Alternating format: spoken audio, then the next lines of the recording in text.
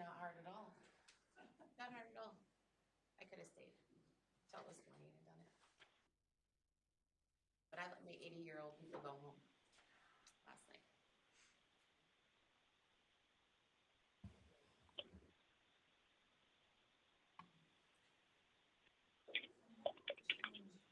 Debbie, can you mute the roast marks? Yeah, I've done it a couple times.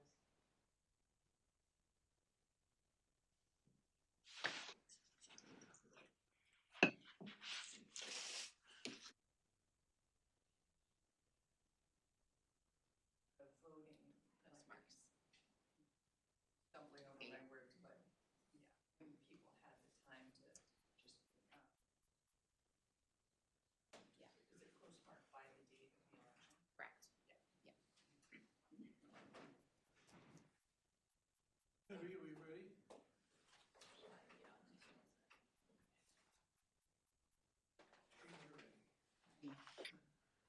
We are now. Okay, good morning. Today is Wednesday, May 21st, 2025, and we'd like to welcome everyone to the board meeting. We'll call this meeting to order at 9 o'clock.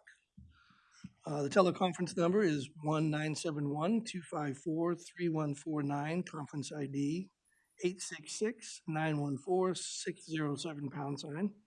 Audio capabilities are listen only and are offered on a best effort for the public. Our meeting is also live streamed, and you can join us online by going to our website. And click on live. Are we still live? No. Okay. Before we get started, I'd like to remind everybody to mute their phones. You can do this by pressing *6. Please unmute your phone when your agenda item is ready to be discussed. For those joining via computer, please unmute your microphone and turn on the camera when your agenda item is called. All others must remain muted with their cameras turned on. Thank you very much. Public comment. Those intended to provide public comment to the board may attend in person or email submissions to the public comments email on our website. Public comments received by 12 p.m. on Tuesday will be distributed to the board, posted online before the meeting, and become part of the public record. You may also provide public comment virtually by registering ahead of time. To register, please email public comments by 12 p.m. on the Tuesday prior to the board meeting. Public comments can also be mailed to the Board of Commissioners Office, 201 Laurel Avenue, Tillamook, Oregon, 97141. For more information on public comment options, please visit the Board of Commissioners webpage. Debbie, do we have anybody signed up for public comments? We do not. Okay. Well, would you mind leading us in the Pledge of Allegiance? Commissioner Bell, thank you.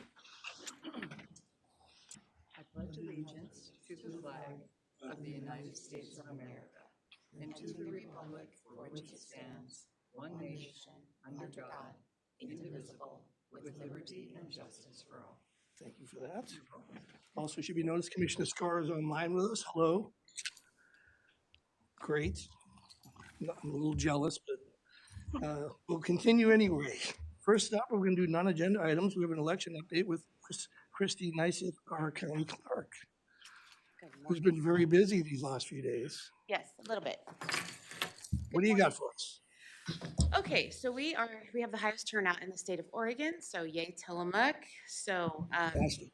we finished out last night at 42.27%. Yesterday, we took in 2,229 ballots, which accounted for 10.24% of our total. So we took that much in yesterday. We have until June 16th to certify the election, and so we're going to try our best to have the election certified the Friday prior. So that would be the 13th. So that's going to be our target date to finish on the 13th. We do have until Tuesday, June 10th to anyone who did not sign their ballot return envelope. They have until June 10th to return the postcard that we mailed to them with their signature so that we can attach it to their ballot and get those counted. People who we challenged their signature on received a letter and a voter card to update their signature. They have until June 10th to provide us with a voter card with a signature on it that matches their ballot. Currently, we have 65 challenged signatures, and we have 42 people who did not sign their ballot return envelope. We will have until next Tuesday, the 27th, to accept anything that was postmarked timely at the post office at any post office. So I don't know what that number will be, but right now we have close to 2,000 ballots that we have to get tallied through the tabulator later today and tomorrow. So by tomorrow at 5 p.m., we'll have updated results on the webpage. So I have asked that some of our like online groups don't report winning, people that are winning, just because I'll just take Nestucca Valley School District, for example. Those races are fairly close, and we have hundreds of ballots to count for Nestucca Valley School District. So yes, the races may only be maybe 20 to 50 vote difference.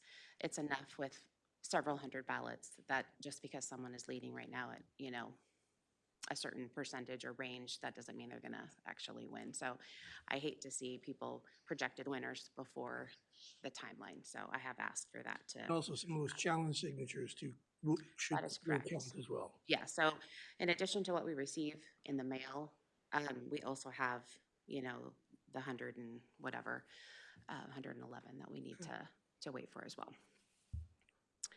So that's about what I have. Do you have any questions? Commissioner Bell? You just told us, but I missed it. Is it until next Tuesday that you're receiving ballots that were mailed? That is correct. The 13th is the last day that we can accept. Not the 13th, Christy. So sorry, the 27th. Yeah. Well, I just want to thank you and your team for your excellent hard work. Oh, I thank you. I'm getting the red flag wave from the back of the room. I just want to thank you and your team, all the election workers and your staff and the volunteers for your excellent hard work, and tell you how grateful I am for having an election process that we can have great confidence in. And not only speaking for myself, but I've also heard that from our constituents. People have reached out to me to say, we're so glad that we can believe in our election process. So thank you. You are very welcome. Thank you. Yeah, did you stop by this week? When I stopped by, they had, it's like a potluck in there. Yes. And the lady, they're just doing a fantastic job. Like you said, they're just volunteers. And I guess I never really realized. I noticed and saw that. And the fact that we have local people just participating and helping, it just made me really proud of our process. So thank It's a you. beautiful thing. Like, Yeah. I think that, you know, it can get contentious, right? So, and it doesn't matter. We're varying political parties because that's what the law says we have to do. We can't have just, you know, one party represented at a table. We have to have a mix of people, and we all come from varying backgrounds and you know, our jobs. I mean, it's just so cool. And these ladies and men that we have are just amazing. And so we sit down and they can find a common ground at a table and find so many things in common to talk about. And it really is a beautiful thing. And we are very thankful for them. So Yeah, that's the kind of stuff we need to see more, hear more about, is the fact that you had these people from various parties or unaffiliated sitting together, eating fresh cookies and cake, yep, and doing their job. So thank you again. you're very Appreciate welcome. it. And thanks also for mentioning the signature challenge. Commissioner Fournier talked about that in our radio call yesterday, that sometimes if folks get that letter saying, hey, you need to come in and verify your signature, it makes them worried. But that happened with my son, whose initial signature was of a very young person, and then it changed drastically as an adult. And so you sent him a signature challenge letter, and he needed to update his signature. And that just happens. But the great thing about that I want the public to understand is that you're actually checking every signature. Yes, You're that's correct. you're forensically trained. You are verifying every single signature, and you're identifying when they're different, which gives me great confidence. So thank you. You're very That's welcome. exactly right. She's protecting the vote. Yeah. Rather than losing the vote. So Yes. uh, thanks again. You're very welcome. Thank you. Okay, you ready to move on to our legislative part? Yes. Okay. This is item number 5, consideration of an assignment and assumption agreement with the State of Oregon Department of Justice Crime Victim and Survivor Services Division. We have Sarah Dental, Executive Director of the Tillamook County Child Advocacy Center. Hi, good morning. Commissioners. So we have had, I'll give a quick update if you'd like, or, okay, perfect. So we have had a lot go on in the last couple months surrounding the Child Advocacy Center. Some of what has happened, we have established our own nonprofit, so we're registered through the Secretary of the State. We have our EIN. We're waiting on our tax exempt status, which might take a little bit of time right now. We have transferred most of our grants from the CVSSD, which is through the Department of Justice. I'm coming to you with a request for the consideration of the assignment and assumption agreement, which will transfer one of our last grants to be able to come over from the county. We also have been working on coming up with our own location, which we'll have more information about that once leases are signed and all of that excitement. We provided a community prevention events a month ago and had 25 people come on a sunny Friday on the coast. It was one of those like beautiful, like it had been raining and then it started to get sunny and I still had 25 people come through the door. So we are continuing to have a community that's hungry for information on how to keep kids safe. And I have hired some staff to be able to kind of help do this work and to be able to kind of push things through in our community. So there's a lot of good stuff happening. So the consideration of this agreement will be really helpful in us being able to transfer the funds over from the county to our accounts to be able to start working on finishing the stuff. That's fantastic. And I feel horrible because I didn't ask Commissioner Scar if she wanted to talk to Christie. And I didn't see her. I'm sorry about that, but I'm going to give you first dibs at Sarah. I apologize. Thank you, Commissioner. It's okay. I would have unmuted and joined in should I have had something pressing, but you two had a fabulous conversation and really highlighted those key points. So I just want to thank Sarah for her work on this. This is, for a long time, we've talked about the Child Advocacy Center and how important it is to have one locally, how important it is for the victims of crime, for our children to not be forced then into additional trips over the hill and all of the things that come with the necessary investigative process. So just appreciate, Sarah, the work, and I'm super excited that we're to the point where we can transfer funds over to the center. So thank you.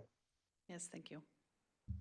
Likewise, congratulations. That is a lot of good news. It's a lot of great work. We heard from Commissioner Fournier at the local Public Safety Coordinating Council on Monday about the new location. So that's there's a lot of terrific movement happening, and I'm really grateful for your work and that this service is available in our community. Thank you. Yes, thank you. And it's exciting stuff to be able to provide something and be in a space where I can see in the next few months, years down the road, being able to expand services. So it's kind of a wonderful thing. So thank you. Yeah, I echo both my commissioners, and as a former reluctant forensic interviewer myself, I know I can speak with the law enforcement community and the local people involved are super excited about this, so as am I. So do I hear a motion? Yes. Mr. Chair, I move approval of an assignment and assumption agreement with the State of Oregon Department of Justice Crime Victim and Survivor Services Division. Do I second? And I second. I can second from online. I hear a motion in a second. I'll call for a vote. Those in favor signify by saying aye. Aye. Aye. Aye. Perfect. Motion carries unanimously. Thank you, Sarah. Thank you. All right. I didn't know if I should be seconding or she should be seconding. I think it's fine. Yeah. Yeah. Okay. Second, item number 6, consideration of First Amendment to a commercial lease agreement with the City of Rockaway Beach for property located at Rockaway Beach City Hall, 276 South Highway 101, Rockaway Beach, Oregon. Marlene Putnam, Administrator of Health and Human Services. Hello, good morning, Marlene. Hello, and good morning to you. Thank you. Yes, our lease was or is scheduled to expire here soon in June, so we are updating the lease that we have with the City of Rockaway Beach. The health center has had an office in the City Hall building for a number of years. We don't have a huge presence there. We're only open a couple of days a month and then for specific events or with specific patients. But we do still provide services, and we have a new provider who is also building a patient panel there. So we've continued our lease. The lease, as you can see under the lease agreement under item 2, the lease now the term is from 2020 when it started through June 30 of 2030. Additionally, there is an increase in our rent, which hadn't increased since the last time the lease started. So it is going up $229 a month to $1,175 a month. And we also included on the second page of the lease agreement under 6.3 that the utility change has been included to have a flat fee rather than a percent of each of the utility cost based on the average that we've expended. So there's a flat fee for that of $205 a month.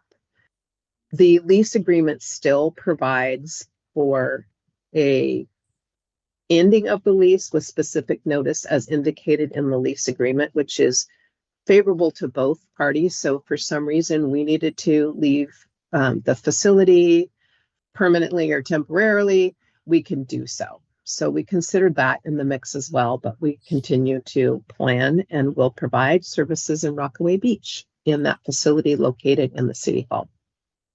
And I think that is it on the updates, unless there are comments or questions pertaining to the list. Okay, Commissioner Scar? Thank you. No, I think the opportunity for us to provide service in North County as needed is great, and to have a location preset for that is fantastic. I will be anxious to see how our new provider does in building his panel and see if that does become a greater presence for us. I'm also appreciative of the discussion of how you end the lease, as we are looking forward and looking at what may come in the changes to Medicaid that may make some changes in what our health department and our clinic are able to do. And if that's true, I'm happy to know that there is a favorable out clause for everybody if this does not end up being a service that we're able to continue long term. But right now it sounds like we are, and that's fantastic. So thank you. Great. Michelle? I don't have any questions about the lease, but Marlene, I wonder if you could say a few more words about, you said there's a provider practicing in Rockaway Beach now building a practice, and I didn't know that. That's exciting news. Would you say a few words about that? Sure. Folks may be familiar with Chris Kraft, who was shouldn't say was, he is a family nurse practitioner, but he left our practice after 10 years to try some new things. So as a result, we have brought on a new physician who's taking on some of those patients from Chris, but also who is available to the community in North County, and that's Dr. Darren Prouillère. So he practices with us for 2 days a month up in Rockaway Beach, and also is in our main clinic office here in Tillamook. We have also our WIC services that are in that facility and have been for years. Once or twice a month, they use that as a home base for them. But for Dr. Prouillère, his schedule is very full. So if people are wanting to establish care with Dr. Prouillère, they can call our main clinic number and schedule an appointment with him or with one of our other providers. But again, if they want to be in Rockaway, they may have to wait a little while, but we're trying to open up access for him in that space. Thank you. Okay, I think we're ready for a motion. Mr. Chair, I move approval of a First Amendment to a commercial lease agreement with the City of Rockaway Beach for property located at Rockaway Beach City Hall, 276 South Highway 101 in Rockaway Beach, Oregon. Do I have a second? I would second. Okay, further discussion? Hearing none, call for a vote. All those in favor signify by saying aye. Aye. Aye. Aye. Motion carries. Thank you. Thanks, Marlene. She's got the next I think I have the next one, so I'm going to stay you on. do? Oh, I didn't get ahead of myself, so thank you. Okay, consideration of personal service agreement 25/26-001 with Ready Northwest LLC for public health, emergency preparedness, coordination, and support services. Marlene Pelton. Thank you. We were in the process of updating our contracts this year for public health emergency preparedness and response. And per county processes and just good practice, we sought additional proposals for this work starting the new fiscal year. We received or reached out and sought proposals from over 3 potential contract providers for this service. We did receive responses from 3, but the first response really was a general proposal of here's all the services we could do, some of which were aligned and some of which were not, and did not include any dollar amounts or figures about what they're proposing, and no scope of work. The other response we received was a general description that they might be interested, but did not have any detail by the time frame that we listed. And the other proposal that we received from Ready Northwest, which is the subject of this contract today, included a proposed amount not to exceed 50,000, as well as a scope of work. Ready Northwest is a limited liability corporation or company, and the person who is the contractor that we work with this company is Ed Colson. Ed Colson, you probably recognize the name, has been working with us for a number of years, including through COVID.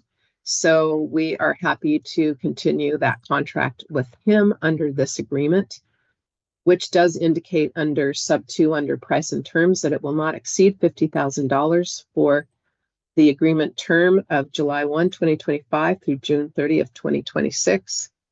The scope of work for the fiscal year is attached as the last 2 pages of the contract agreement, and includes the biweekly public health modernization work that we're engaged in right now in terms of strategic planning for emergency preparedness and response, monthly meetings that he has both with our deputy director, and quarterly reports and committee work for emergency preparedness and response plans, including the emergency operations plan, the medical countermeasures plan, the mass facility plan, the communication plan, just a bunch, the continuity of operations plan, and our cybersecurity policy that's in alignment with the county, but has some additional pieces that we're required to address. So we are working with our contractor, in this case, Ed Colson, to make sure we meet those requirements, in addition to the new requirements under public health modernization emergency preparedness, which requires working with our communication manager and other partners to ensure that we have accessible both literacy level language and other types of barriers there might be to accessing emergency preparedness messages.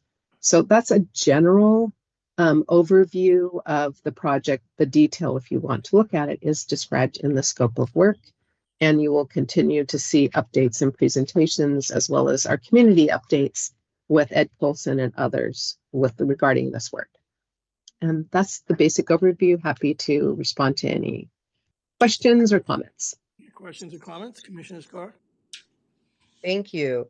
The question I've most commonly received, which is why does the health department have their own emergency preparedness person? Don't we have Randy Thorpe? Don't we have an emergency department at the county? Why is there an additional contract? So I think it's important to realize and to know that this is a requirement for the health department to have. So Marlene, you might want to speak just briefly about that there is a difference to emergency preparedness in the public health arena, and it's required that we have a focus on emergency preparedness here. So while Randy does a fabulous job and we appreciate everything he does, there is also this specialized niche that we need to have.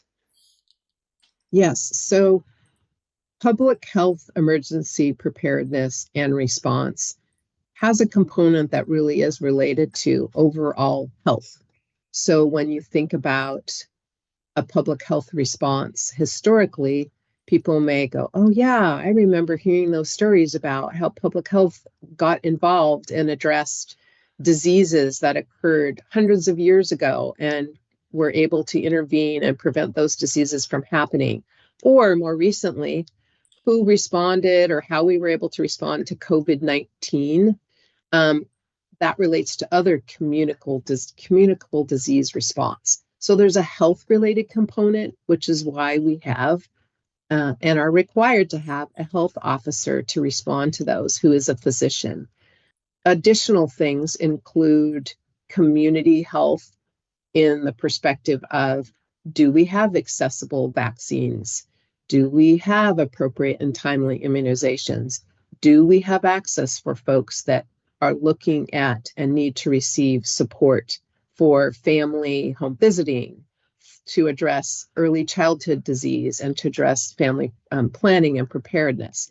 So communicable disease response, general community response, whether it's STIs, the diseases we're familiar with, like COVID, or those that relate to general information and awareness, are where public health falls around. Kind of, I call them health related, but they're wellness related. How do we improve the population health and prepare them to respond in the event of these emergencies?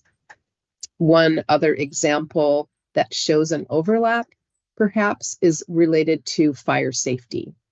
So if there's a fire, what if people, young children or adults have an asthma-related response or need support in those cases, or maybe haven't thought about it? How do we help them prepare for that? And how do we help them address it in the event of an emergency? We work with the county department, we work with Red Cross and others to make sure that those supports are there, and even deploy our public health staff, whether they're nurses or paraprofessionals. So that's just one example. Hopefully Thank you, that's Marlene. helpful. Yeah, thank you. Mhm. Thank you for that information, Commissioner Bell. Uh, Ed does a great job for us, and he's built wonderful relationships in the community. I'm delighted that we can continue this contract with him. And I agree. So I think we are ready for a motion. Mr. Chair, I move approval of a personal service agreement 25/26-001 with Ready Northwest LLC for public health emergency preparedness, coordination, and support services. Do I have a second? Second. Okay. Any further discussion? Don't laugh at me. I'm not. Hearing none, I'll call for the vote. All those in favor signify by saying aye. Aye.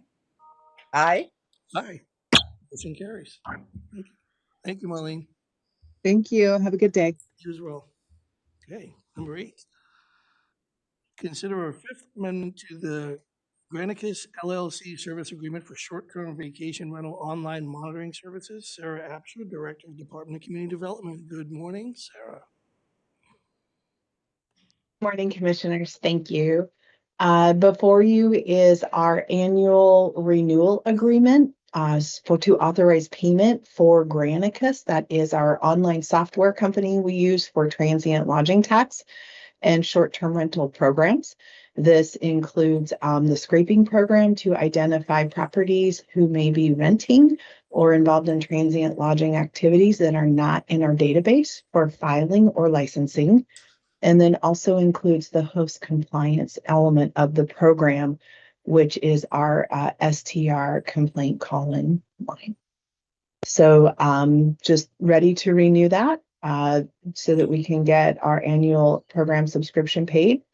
And then I'll be back next year to ask again. Okay, I have a quick question. How many do you find a year average of people that are not registered that are operating as STRs? It's a handful. I would say it can be between 12 and 20. Sometimes we have some regular customers that show up on those scrapes that we continue to work with for compliance because we now have a hearings officer and an enforcement element to the short-term rental program that helps us be more effective in helping those folks work towards compliance or to stop renting.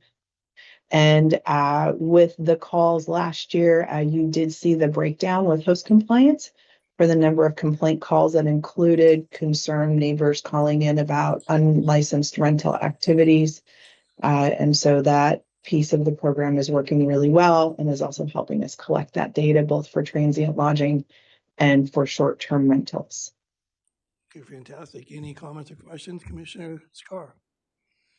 No, I think this is a great service that we're able to contract for. It keeps our program in integrity, and I think that's important. So thank you. I would agree. Commissioner Bill? I'm supportive of the renewal also, and I was just thinking about, have we had them now we're moving into the 6th year? Is that for the 5th year? So we are moving into the 5th year with Granicus, but this actually Like all big corporations, there's always a lot of mergers that occur. So Granicus has absorbed multiple companies that we have worked with since we actually started the program focused on TLT compliance. I'm going to say since 2017 or 2018. So we've had it now for a while. It's just as our programs have evolved and become more sophisticated, we have been able to work with this umbrella company to continue to identify how to meet our needs. Thank you. It's very interesting. I remember the first conversations about scraping, that verb scraping the Yeah, it's so internet weird. for people who were not who were renting but not registered, and it's worked really, really well. And I've heard from other communities about that they just don't know what to do, who haven't discovered this service yet. Like, we have all these illegal rentals and we don't know what to do. So this has worked very well for us, and I'm grateful for your leadership. I would agree. I think we're ready for a motion. Mr. Chair, I move approval of a Fifth Amendment to the Granicus LLC service agreement for short-term vacation rental online monitoring services. Do I hear a second? Second. Further discussion? No? Hearing none, I'll call for the vote. All those in favor signify by saying aye. Aye. Aye. Aye. Motion carries. Thank you, Sarah. Thank you very much. Have a good day. You as well. Good morning, Parker. Good morning. Okay, item number 9. Yep. Consideration of Housing Production Solutions Grant Agreement number 2025-HPSF-4 with Sammy's Place for the Thompson Springs Project, Park of Salmons, Housing Coordinated Department of Community Development. We've missed you the last couple of weeks that we've had these. I have regretted not being able to be here for those. Stage is yours. Thank you. I'm very happy to bring the last of the Housing Production Solution Funds contracts for the 2024 cycle to you guys today. And this one is a particularly special and important one. Thompson Springs is the name of the project, and this is Sammy's Place's project to bring some affordable home ownership to Tillamook County. And beyond that, they are really seeking to meet their goal of serving individuals with intellectual disabilities as well. I thought I would just read a portion and a little highlight from their presentation to our fund that I think is really kind of telling and important. Thompson Springs can be a community where people of all abilities, including people with intellectual and development disabilities, can live together in a community that is built with the principles of universal design. The goal of universal design to be the intentional and envisioning of development spaces that are universally accessible. And in addition to that, this project is a community land trust, meaning that the deeply affordable levels that it will provide for homeownership will remain in place every time a new family or person moves into these units. And to illustrate how steeply affordable these are, they will be offering 5 2-bedroom units for adults with intellectual disabilities at 40% AMI, which is about $72,000, which will be some of the cheapest homes sold in this county in over a decade. There will also be 3 1-bedrooms offered at 70% AMI, which is $155,000. One at 200, or 1 bedroom at 120%. So there's 2 units at that workforce level. That the 1 bedroom is 212 and the 2 bedroom is 285,000. So it's really a pleasure to be able to help support this work, and we are continuing to support this work and helping them find additional resources so that they can continue to maintain those affordability goals. So thank you guys very, very much for letting me talk about this awesome project. Well, I think we're all very, very excited about this. I know Commissioner Scar can speak to. I'd like to, if Commissioner Scar could address where the money comes from for these grants. Sure, absolutely. This is a great partnership that we have with our short-term rental operators in Tillamook County. And there is an additional fee that short-term rental operators pay, and it's based on the occupancy of the unit that they have.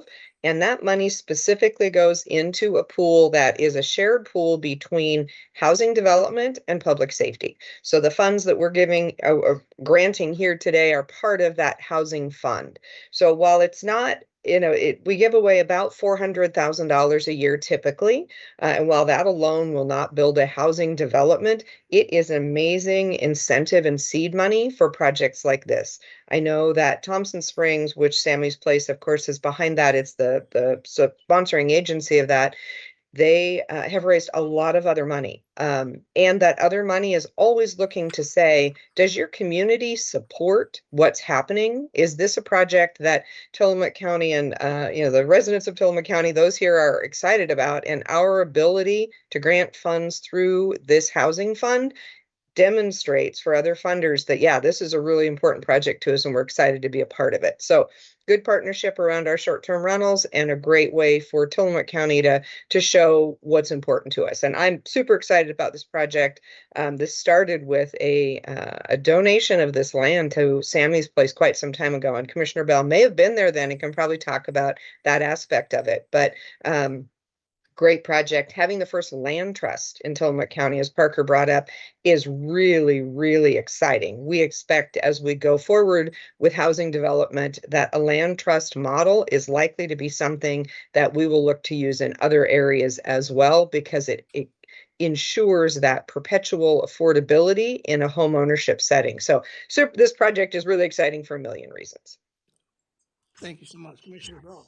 Oh, I agree. It is really exciting. I was just reflecting on it's been a couple years since I've been out to the site and toured, but when I was there, there was a huge group of volunteers, Sammy's Place volunteers, clearing blackberries, and the solid waste department, Dave McCall, was out there mitigating refuse and an old building, et cetera. And it's really there was just tremendous vision.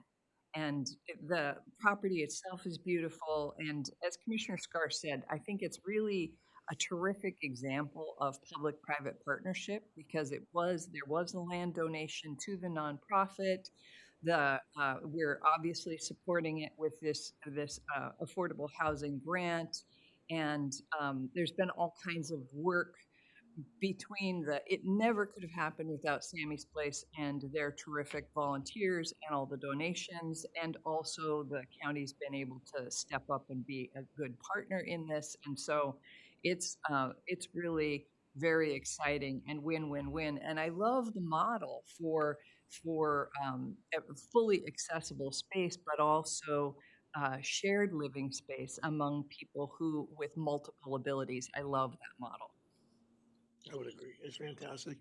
I mean, it's exciting to have home ownership options like that for folks. So, I want to thank you for all your hard work with this, too, your coordination of all this, which is why the state wants to follow this model, because we can do these amazing things. So thank you. I think we're ready for a motion.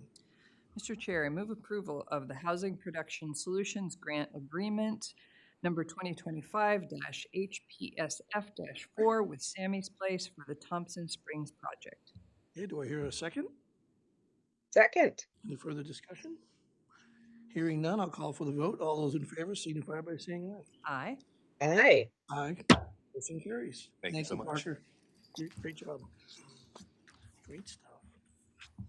Chair, one other quick comment, which I should have said in other comments, and that's just really to thank Julie Chick and those who are behind Sammy's Place for this work. This, as Commissioner Bell addressed, has been a long-term vision, but it's been a ton of work to get here. And I want to thank everyone who has done that. And I mean, Sammy's Place was established, gosh, I don't even know how many years ago now, with a vision, which didn't originally include the housing, but just included a space where those with developmental and intellectual disabilities could live just like everyone else. And this is an amazing reality of a vision. And there's so much more to do in our community on this front, but this is a key piece to it. So I want to thank Julie and everyone who's worked on Sammy's Place to get us here, and invite us all to remember that while universal design will be at Thompson Springs, there's a lot more to do in our community as we think about how we make sure everyone can live the full life here in our county. So thank you. Well, thank you for that. I would agree. Julie and her board have been tirelessly trying to get this down. So this is fantastic. Thank you for that.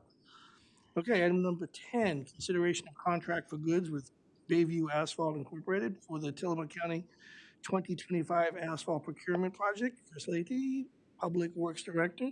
Hello, Chris. Chris is an Morning, yes. Commissioners. So previously I submitted contracts for road and driveway and SC paving to allow us to purchase asphalt. This week, we're asking for a contract with Bayview Asphalt to allow us to purchase asphalt from them. They are located in Gearhart. Okay, you spoke to this, I think, was it last week, the week before? This is part of the three That asphalt that purchases.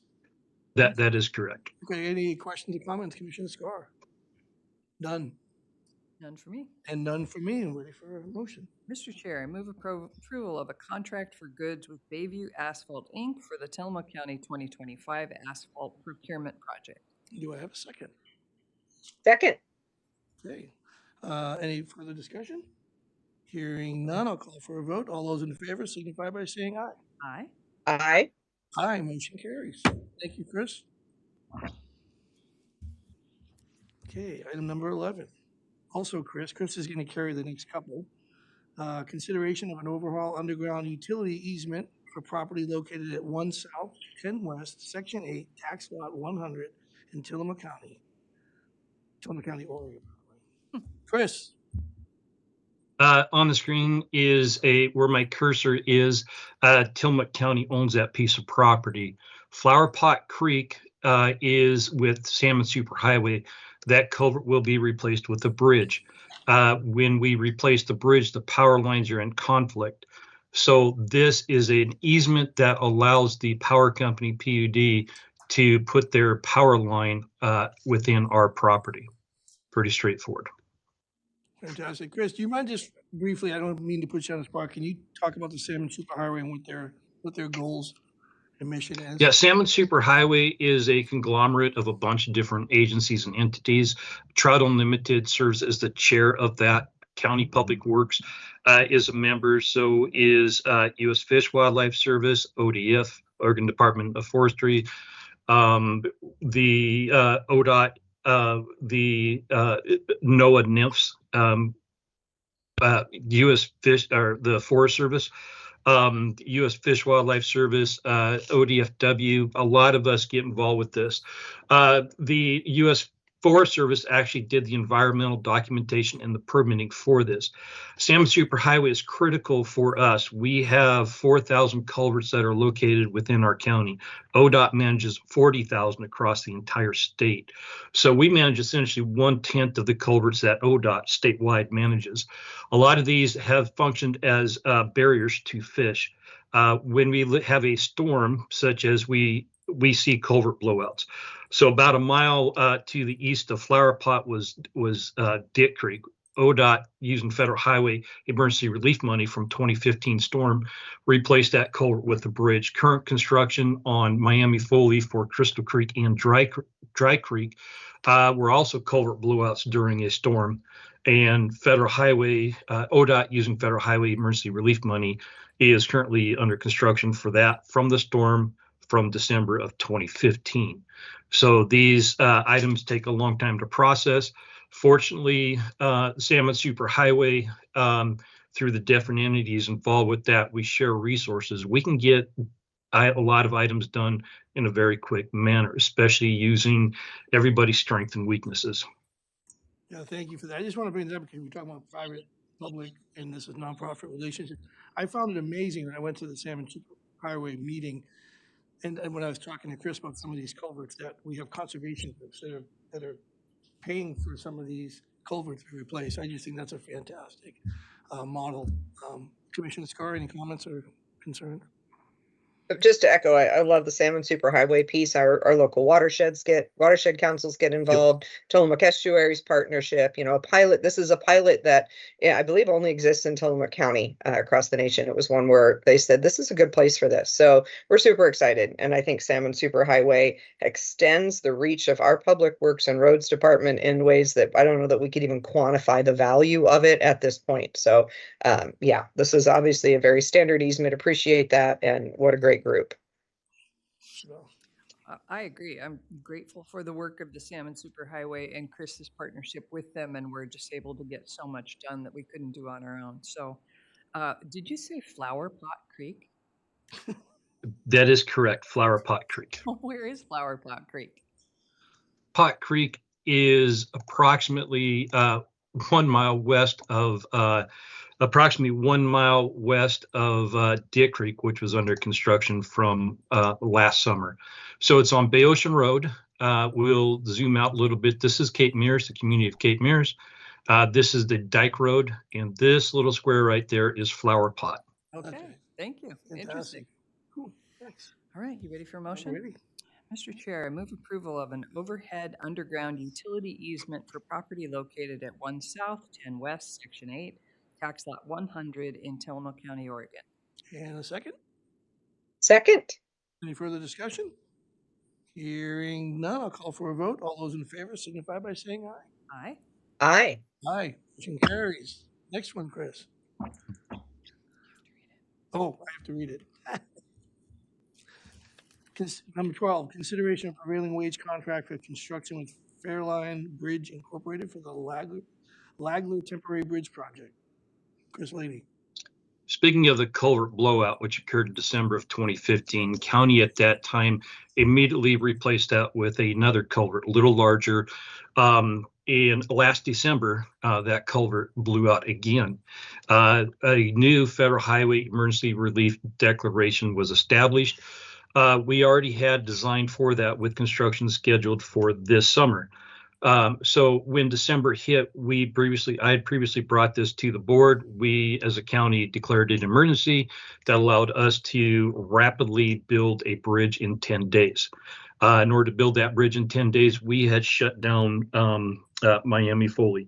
That emergency bridge we brought in 10 60-foot beams.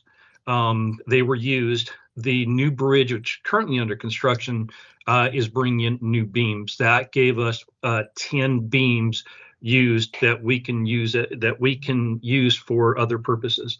Lagler Bridge is off of Highway 53, right at the Clatsop County line. And with that, it is a great location on a bridge that we've struggled with in the past with no funding for that. To relocate 4 of those beams up to it is Barber Road over AC Creek. It's called Barber. It's called the Lagler Bridge. So this would relocate 4 of the beams that are currently on Crystal Creek on Miami Foley Road to the corner. We went out for competitive bids or quotes, and Farline HP Civil is doing the work. They were not the low bidder. So subsequently, Farline. If you see beams on the side of the road on Miami Foley, there should be 4 of them. Those will be relocated just a few miles to the north, 5-10 miles to the north. Okay, thank you. Any questions, Commissioner Scar? Comments? None? I love this model where we're reusing beams. It's very efficient. And also, I'm grateful for your work on this particular project. I live in North County, as you know, and the folks who live on the far side of that bridge had approached me previously. There's a farm there when the bridge failed, and they said, we can't get the farm equipment over the bridge, and a fire truck couldn't come to us if we needed it. Can you help? And you did, and you continue to help, and I'm grateful for that. Thank you. Yep, thank you. Yeah, I know that that bridge isn't big enough to qualify for federal funding, so that makes it hard for the county, and yet, we're taking care of it. And I also love that we are a bridge recycler. Okay, ready for a motion? All right. Mr. Chair, I move approval of a prevailing wage contract for construction with Farline Bridge, Inc. for the Lagler Temporary Bridge Project. Do I hear a second? Second. Okay, any further discussion? Hearing none, I'll call for the vote. All those in favor signify by saying aye. Aye. Aye. Aye, motion carries.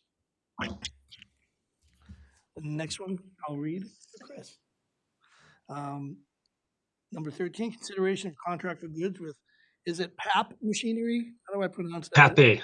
Pape Machinery Incorporated for 2018 John Deere 770G motor grader. Chris Lady, Public Works Director. Oh, look at that. Yeah, so a commentary. lot of people don't know what a grader is, so I thought I would show it on the screen. Tillamook County owns or manages 368 miles of road. Gravel roads are 76 miles. So this machine that's on the screen right now is a motor grader, and of which this is what we are purchasing with this contract if approved. And what is the price? So we currently have 3 graders in our stock, 1987, a 1985, and a 2005.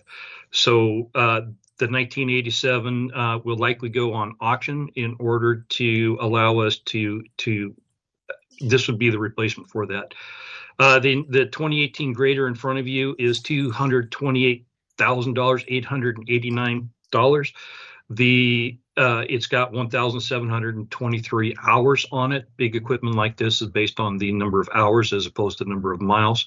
A brand new grader, if you were private on the street, it would cost about $600,000 for a new vehicle like this. So we went out, and this is the low bid for us. Great, fantastic. Any questions or comments? Commissioner Scar? We talk about it all the time, but the fact that we're replacing a 1987 piece of equipment, I mean, giving it all away, that's when I graduated from high school. I mean, we use things until there's not a whole lot left in them. So greatly appreciate it. And while it may seem like a big expenditure to someone who's listening, we've been saving up for it probably since 1987. So I think we're ready.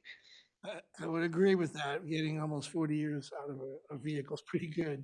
Really good. Commissioner Capella, did you Agree, yes. disagree? Okay, I'm ready for a motion.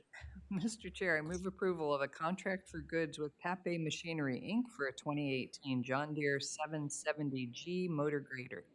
Do I have a second? Second. Any further discussion? Hearing none, we'll call for the vote. All those in favor signify by saying aye. Aye. Aye. Aye. Motion carries. Thank you, Chris.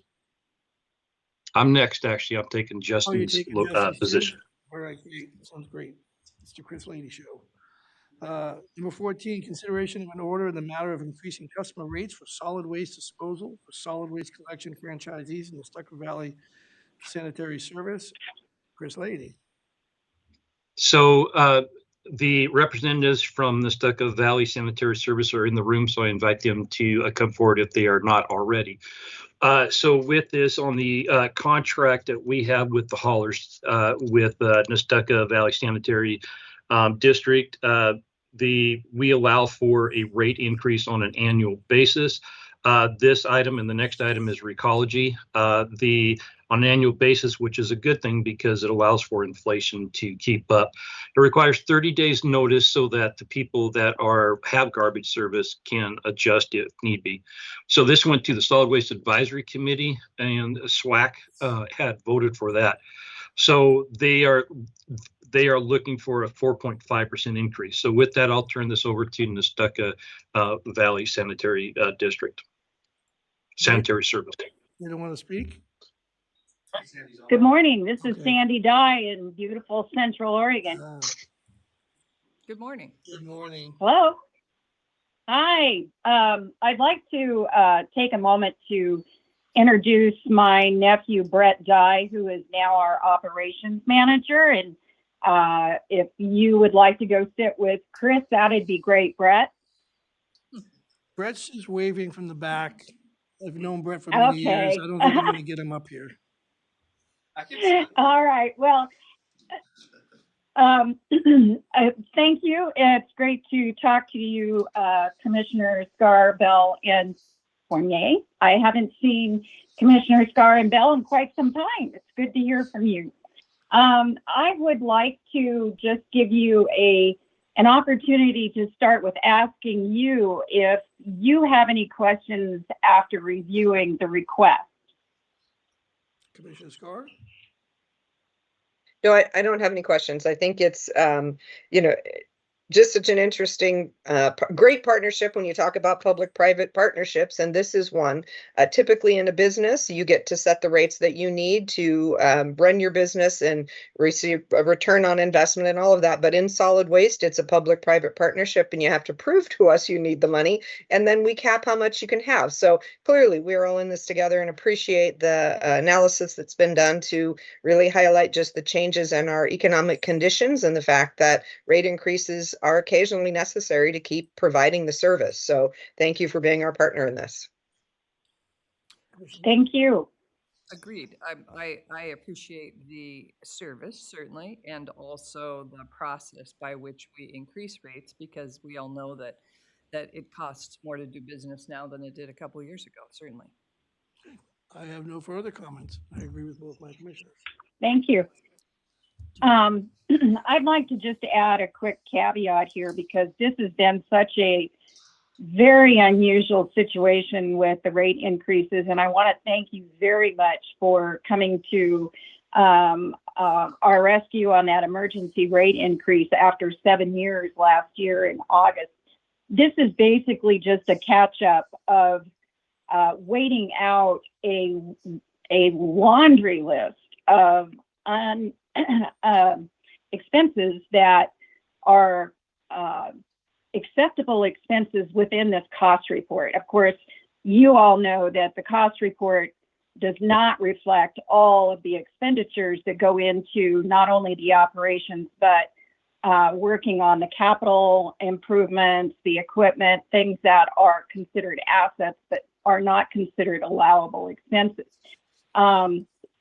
From the time that we had our rate increase in 2017, we were doing quite well and didn't really need an increase for about 3 years. But the problem was that during COVID, we lost crew, we lost an administrator, we lost leases on trucks. And what that did is it dropped the margin allowable for a rate increase. So we stayed where we were and we held the line until all of a sudden, in the end of 2023, we were playing catch up with finally getting trucks back online, finally getting new crew. As everybody knows, commercial drivers are very difficult to find. We just, by the way, hired one that came directly out of the PCC Community College commercial drivers. So that was a great opportunity for us to utilize what the community college is doing for everyone in this community. So this is why you're seeing kind of a train wreck, and I'll use that term because it's been a train wreck for our company for about the last 4 years. So this looks like what this final 4.5% is going to do in addition to the last emergency is going to put us back up on the level that we need to do and get back to not having to request these sizable increases, because it's always been our goal to never shock the rate payers with large increases. So, you know, we prefer to stay, if needed, within that 2 to 2.5% if needed by the CPI. So I want to thank you for your patience in working through this really crazy time that I know we're not the only ones who've been involved with. And it's been a pleasure. 75 years ago this year, my parents started this business in South Tillman County. And we have grown up with the people we serve, and it's been generations, and we just love our area. Well, thank you for that, Cindy. Thank you for the explanation, and it's really helpful for me. I don't think that this request is unreasonable considering the circumstances. Commissioner Bell? Agreed. And I didn't know that it was a 75-year family Yeah, business. That's really cool. Thanks for sharing that with us. Yes. As a matter of fact, Brett is 4th generation. That's great. Okay. Yeah. All right. Mr. Chair, I move approval of order number 25-025, and Solid Waste Service District Order Number 25-002 in the matter of increasing customer rates for solid waste disposal for solid waste collection franchisee Nestucca Valley Sanitary Service. Do I have a second? Second, Any further discussion? No. Hearing none, I'll call for a vote. All those in favor signify by saying aye. Aye. aye. Aye, motion carries. Thank you, Sandy. Thank you, Brett. Thanks to the Thank board. you very Thanks, much, everyone. and we do enjoy our partnership with you. Thank you. So should we make- Okay, thanks. Bye-bye. You guys mind coming up? Thanks. Okay, we're gonna continue here. Chris is gonna carry this one as well. Consideration of an order in the matter of increasing customer rates for solid waste disposal for solid waste collection franchisees for Ecology Western Oregon. Chris Lake? So why am I here? I should have mentioned this last time. Public Works comprises the road department and solid waste. Without solid waste, we would just simply be the road department. We have no utilities, no water, sewer, etc. So Public Works is road and solid waste. So just as we had in South County, in North County, we have a different district. Recology manages that. As mentioned, every year the contract allows for a rate increase to essentially keep up with inflation. In the room, we have Recology Dan Blue to provide a little bit more information, and I will share my screen with his presentation. Could you make sure your microphone's on? Is it Yeah, I good? think it is. Can you hear me okay? Good morning. Acting Chair Fournier. I am. and Commissioner great. Scar is our and chair. Chair Scar online and Commissioner Bell, nice to see you. My name is Dan Blue. I'm the Government Relations Manager for Recology Northern Oregon, including here in unincorporated Tillamook County. And we're really happy to be with you today. With me, Katie Hardesty, the operations manager for our North Coast Collections Company.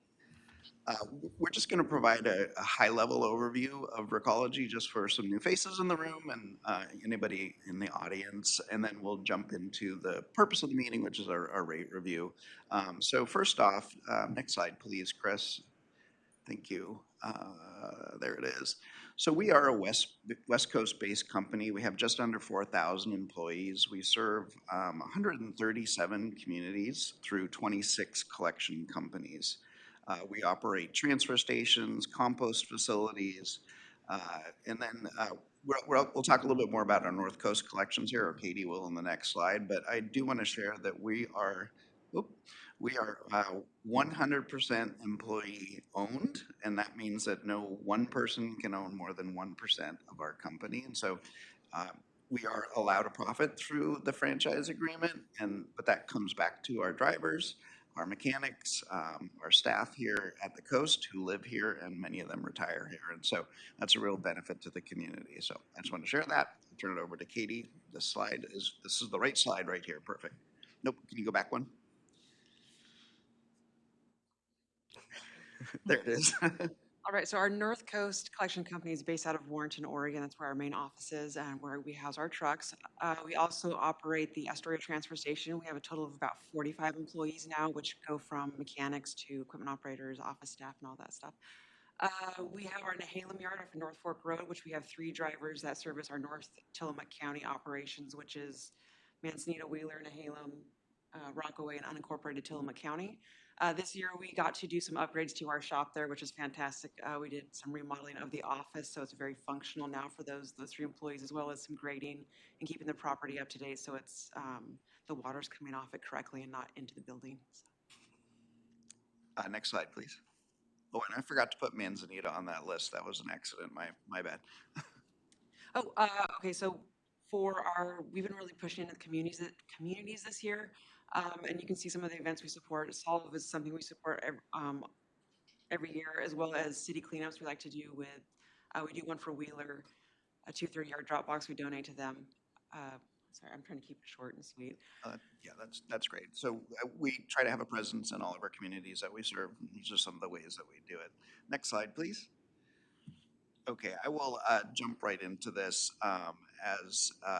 As you heard with the previous presentation, we have an allowable margin in the franchise agreement. This year, we are seeking what I would describe as a CPI-based or cost of service rate adjustment of 2.1%. that pairs exactly with the actual West Coast urban CPI from April to April, which is 2.1%.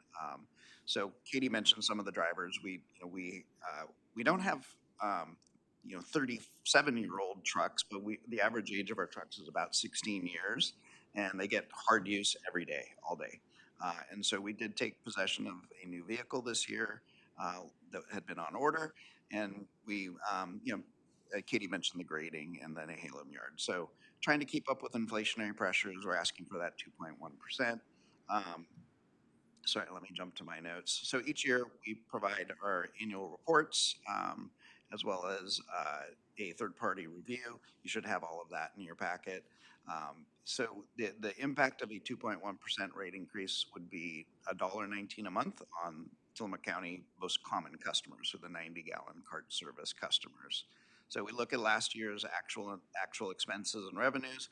We look at this year's expenses and projected revenues, and at the end of the day, we adjust to try to get into that operating margin around 9 or 10%. And so last year, our actual operating margin was 6.2. Without an adjustment, we would be at 7.4. With the 2.1% adjustment, we landed at 9, which is pretty common at the coast, but we target 10, but we're fine with the 9%. So that's just a little bit about the rates. If you could go to the next slide, please, Chris. Here's just a little hard to see, but you can see that most common customers circled. That's the 90-gallon cart customer, $1.19. Next slide, please. One more. And this is what it would look like for commercial customers. I don't think we have a lot of commercial customers in Tillamook County. Not a lot. Not unincorporated. It would be $4.90 a month for a commercial customer with a 1.5-yard front load container. And I think that concludes our presentation. We're happy to answer any questions you have. Okay, great. Well, first, I want to thank you both for coming in person and doing this. I appreciate that. And Commissioner Scar. This is great. I appreciate this. I think the last time they did a presentation is when I learned that they were an employee-owned company, which to me is again, when we talk about public-private partnership, this one is even better, right? I mean, not better, but it's also fantastic to know that we have not only a family-owned company in South Tillamook County that is a true partner for us, and we have in North County an employee-owned company. So I think that those are just, to me, when I know that my trash is being picked up in those ways, it makes me feel better about paying what I pay. So thank you guys for being here. Appreciate that. Love the company model and appreciate that there needs to be a return on investment. We don't do what we do for free, and we shouldn't expect you guys to do what you do for free. So it looks like 2.1% is very reasonable. Thank you. And I would agree, Commissioner Bell. I agree also, and I'm grateful for the service. I also love the employee-owned model and thinking about, you mentioned this, about how it contributes to the community by contributing to the welfare of families who live here. So I think that's terrific. I live in North County. I get great service from Recology, so thank you. And every year I ask you if you have plans to start doing recycling pickup. For me, yes. I'd love to get it through all of North Tillamook County and all the cities, but it's of course up to the cities to then be okay with that rate because it's a cost. And right now it's nobody's really going for it right now. So we will continue to provide when they ask for it. Any information, we're always open, trying to give them rates, and any way we can get recycling into the cities, we will. Thank you, Commissioner Bell, for that question. We are offering some recycling services in Rockaway. That's not a franchise environment, so we are allowed to operate that as a subscription service at this point to kind of test the waters there. We've had a conversation with Nehalem, Manzanita, and Wheeler about adding recycling services, and as Katie said, there is some additional cost, and the most efficient way to do it is to not do subscription. It would be to have everybody pay for that service, so it spreads the costs across all customers. You might have noticed on the residential rate slide that the 90-gallon cart cost is quite a bit more expensive than the 32-gallon, and adding recycling is one way to offset that additional cost of providing additional truck, additional driver, transportation costs, all of that. So I know it sounds like more, but maybe $5 to $7 more per customer. But that can be offset by not needing a 90-gallon cart and having a 35 and a, what is the 90? The recycling is 90? Yeah, so you get a 90-gallon recycling cart, switch to a 35 cart, makes it much more affordable. You might even actually be able to save money every month. So thank you for that. And the more we can, the more we can get into it, like the more customers, the cheaper it's going to be overall. It's just when we have like a little pocket of 200 customers, it just raises it to where it's, not. Sure. I live in unincorporated Tillamook County, east of Nehalem, and I get great garbage service from Recology. And I collect my recycling and take it to the transfer station. And for that, the convenience of having it picked up, I would happily pay $7 a month. So, and I bet my neighbors would too. Okay. Thank you. We would be happy to come back and actually share hard numbers, like projected hard number on that, if that's something that the commission is interested in entertaining. Happy to come back at a later date and have that conversation. Oh, yeah, I'd be very interested. The last thing I would say, I forgot to mention this, we're now using basically a Robotech system. So for inclement weather notifications or route disruptions, we can even do very simple surveys through it, and it's very inexpensive. It's just a new tool that we've introduced in our companies here at the coast and in the valley, and we think it's going to be really great in case of inclement weather, that kind of thing. Great. Okay, Thank great. you. I just want to thank you also for participating in some of the local recycling and cleanup efforts with Solve and the Master Recycler. So I appreciate that, and thanks again for coming in. I think we're ready for a motion. Okay.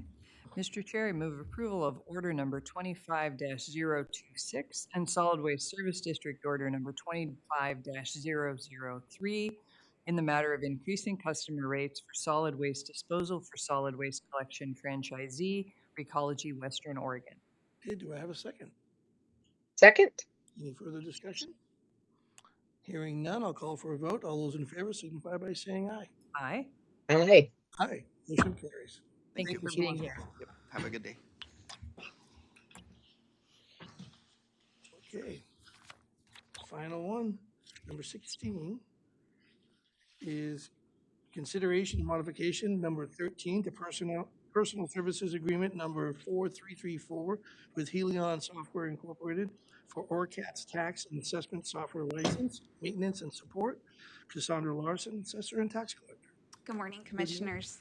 I'm here today to present our annual proposal for extending our professional service agreement with Helion Software. Helion Software provides us with 35 essential programs for our valuation and taxation operations. We've been in contract with Helion for 25 years, and they're utilized in 20 out of the 36 counties in Oregon. We've maintained a long-standing positive relationship with this software company, and it's one that we would like to maintain. This year's contract reflects an 8% increase from last year. Happy to answer any questions. Commissioner Scar, any questions or comments? Just to say, I know that this is crucial software, and as much as we hate to see an 8% increase, we do know that everything in the world is going up, and it's certainly not something that we can say, well, gosh, let's go shop for a cheaper one. This is a crucial piece of software, so appreciate it, and I think we need to move forward.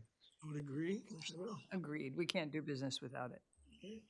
We're ready for a motion. Okay, Mr. Chair, I move approval of modification number 13 to personal services agreement number 4334 with Helion Software, Inc.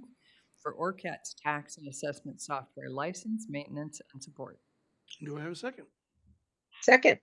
Further discussion? Not hearing any. Call for the vote. All those in favor signify by saying aye. Aye. Aye. Aye. Motion carries. Much appreciated. Thank you. All right. So now we're going into executive session, I believe. We are, Commissioner Fournier, under 192.660.2E, and that's to discuss with people that you've designated to do so real property transactions. Okay, we'll go into executive session at 10:12. For recess? Oh, I'm going to recess this meeting. How do I do that? Slam the gavel down. Oh, recess. It's my second time. Come You're on. doing good. It's my second time. They should do this at County College where I can just have a mock one. They don't even do that. All right. Yeah, yeah, we have, yeah, not for this. No decisions, and we don't think we have any big board concerns that we'll be discussing. I didn't do the board concerns, I figured we'd do that. Talk about that after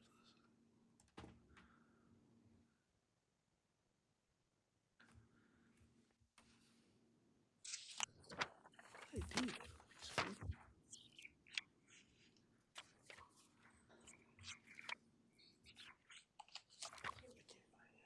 Okay, okay, we are out of executive session, no decisions were made, and we will reconvene this meeting. Before I adjourn, is there any board concerns you want to raise? Commissioner Scar, any board concerns that we didn't raise? Sure, I was just gonna let folks know that on Friday, we have the FTLAC meeting, which is the Trust Land Advisory Council. We will be receiving information from the Board of Forestry on new modeling they have done relating to the implementation of the Habitat Conservation Plan and additional pieces that might end up in the Forest Management Plan. And so it's going to be what they're calling a trade-offs conversation, where we will be talking with the Board of Forestry in the future. But this is the presentation to FTLAC to understand what happens if we have longer rotation times, what happens if we have set board feet amounts, just different factors to see how all of that plays out. So it is Friday morning at 10 o'clock, and it will be broadcast live through the FTLAC, through the department's YouTube channel will carry this meeting, as well as for my fellow commissioners. I hope that Commissioner Fournier will be with us, and then Commissioner Bell, if you're interested. It's going to be an interesting conversation that's going to set some of the foundations for the forest management plan that will accompany the implementation of the Habitat Conservation Plan. And it's going to just give us some good information about future harvest opportunity as it relates to timber revenue. So should be a good conversation, and invite anyone who's interested to tune in. Okay, I'm just going to quickly do some of the announcements here. The commissioners will hold an executive session pursuant to ORS 109.660, subsection 2, subsection D, or paragraph D, to conduct deliberations with a person designated by the governing body to carry out labor negotiations. The executive session will be held on Friday, May 23rd, 2025 at 1 p.m. in the Board of Commissioners meeting room 106, 201 Laurel Avenue, Tillamook. This executive session is not open to the public. Also, a reminder, Memorial Day is Monday. It's an observed holiday for the county and Oregon State Circuit Courts. All county offices in the Tillamook County Courthouse, in the Tillamook County Library, administrative offices in the jail and justice facility, Public Works Department, Department of Community Development, Surveyor's Office, Health and Human Services Department and clinics, and the State Circuit Court will be closed on Monday, May 26, 2025. And with that, this meeting will be adjourned at 12:07.